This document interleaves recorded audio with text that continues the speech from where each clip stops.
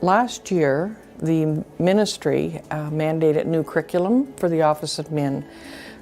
Therefore now, for all of the colleges across the province, the EMR is mandatory for them to teach in their curriculum. Choice learning has gone above and beyond, I feel, in creating assignments, scenarios that faculty can use.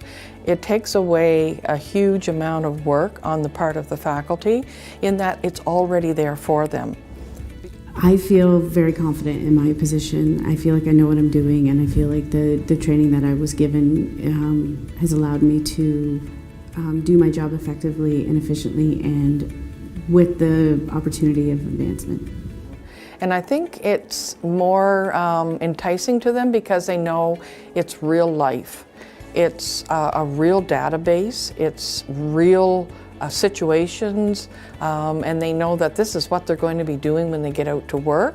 So they find it very exciting, and they're very eager to learn. They can't wait to come in the following week and learn the next step and then apply it. It's a very hands-on course.